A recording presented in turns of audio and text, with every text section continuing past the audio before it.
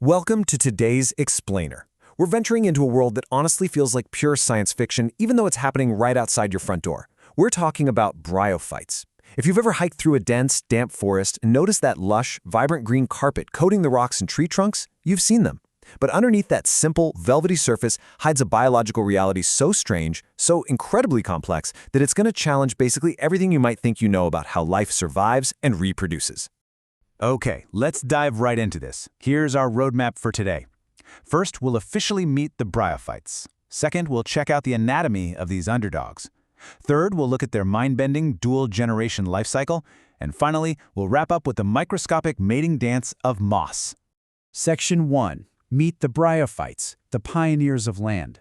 So, bryophytes is actually an informal umbrella term that groups together three similar but completely distinct types of plants: mosses, liverworts, and hornworts. And the absolute key word to remember here is non-vascular. Because they don't have a vascular system, they literally lack the internal plumbing to pull water up from deep within the soil like your average tree or houseplant. This is exactly why you usually find them clinging to life in cool, super moist environments like tree bark or damp rocks right next to a stream. They are highly sensitive to moisture.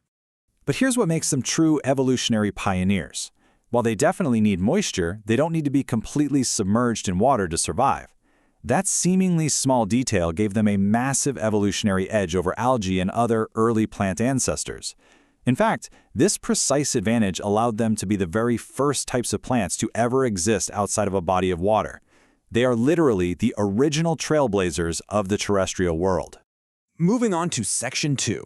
Anatomy of the underdogs, surviving without veins. Because bryophytes are non-vascular, all the standard vocabulary we usually use for plants basically goes straight out the window. We can't actually call their parts leaves or stems because they don't have the differentiated vascular tissue that define those structures. Instead, biologists use the term thallus.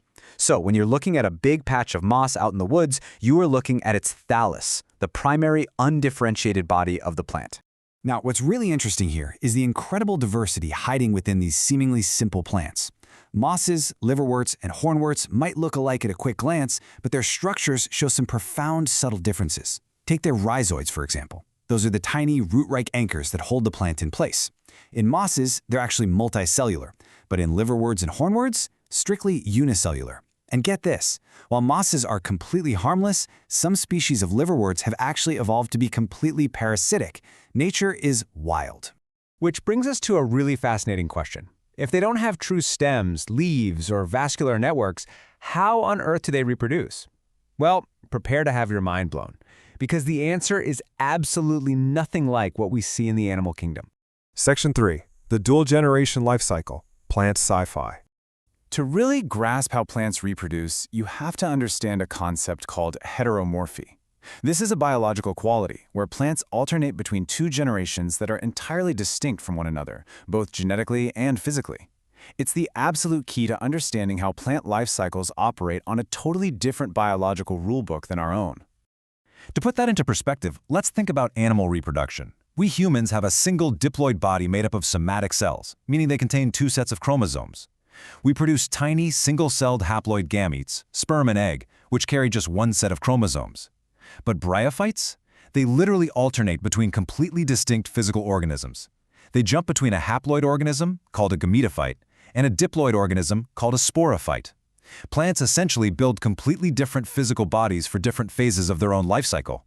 It's like having a completely different avatar for different levels of a video game. Our source material gives us this brilliant analogy, and I just have to read it exactly as it's written. It would almost be as though our sperm and egg cells formed totally separate biological organisms unto themselves. Just imagine that for a second. Imagine if, instead of being microscopic cells, human sperm and eggs grew into fully formed, independent walking creatures whose only job was to eventually find each other. No way, right? But that is exactly what is happening in a patch of moss. So the crucial takeaway here is this. In bryophytes, that independent haploid gametophyte is actually the dominant generation. That lush, vibrant green moss you can see and touch out in the forest, its entire thallus, its entire body, is completely haploid. Every single cell in that green structure contains only a single set of chromosomes. You are literally looking at a giant independent field of gamete-producing organisms. Section 4. The mating dance of moss. A microscopic journey. Let's track how this plays out from the very beginning. Step 1, a microscopic haploid spore lands in a nice moist environment and sprouts. Step 2, it grows into that dominant gametophyte thallus we just talked about, developing those tiny little rhizoids to anchor itself. And remember, those might look like roots, but they completely lack vascular tissue. Step 3, once it's mature, this green thallus sprouts highly specialized reproductive heads. Now, these reproductive heads come in two distinct types. First up, we have antheridia. These are the heads that produce sperm cells. Second, we have archegonia, which are heads containing little internal chambers called venters, and that's where the egg cells are produced. But wait, here is a massive biological twist. They produce these sperm and egg cells through mitosis, not meiosis. Why? Well, because the gametophyte parent body is already haploid. It doesn't need to cut its chromosomes in half. It literally just clones them. Okay, but how do these sperm and egg cells ever actually meet if they're stuck on separate heads? Well, water is the magic trigger. When it rains, or when there's just enough heavy dew in the environment, the sperm cells are released. And incredibly, they use that thin layer of water to literally swim. They swim out of the antheridia, all the way across the plant, and over to the archegonial heads to fertilize the eggs waiting patiently inside the venters. Once that epic microscopic swim is complete, a whole new sequence kicks off. The fertilized egg becomes a zygote, right there inside the venter of the mother plant. That zygote develops into an embryo, which then emerges and grows into the second generation, the diploid sporophyte. But here's the weirdest part of the whole shebang. In bryophytes, this new diploid generation never leaves home. It stays permanently attached to the thallus of its haploid parent. If you look closely, you'll see them popping up as those tiny little stalks sticking up from the tips of the moss. And this brilliantly illustrates the final piece of our biological puzzle. At the very top of those tiny stalks is a specialized structure called the capsule. The capsule is the head of the newly formed sporophyte, and it acts as the vital little factory that completes this whole generational loop. Inside that tiny capsule living on the back of its parent, meiosis finally takes place. The plant takes its diploid cells, cuts the chromosome number straight in half, and generates brand new haploid spores. Eventually, the capsule pops open, releasing these microscopic spores out into the wind and the damp air.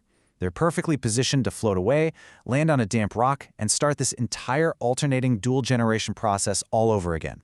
Which leaves us with this final thought. We walk past bryophytes all the time, probably barely giving them a second glance.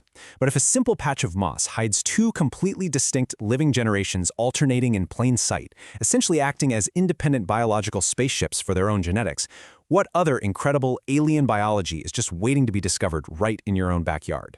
Keep your eyes open, stay curious, and thank you so much for joining me on this explainer.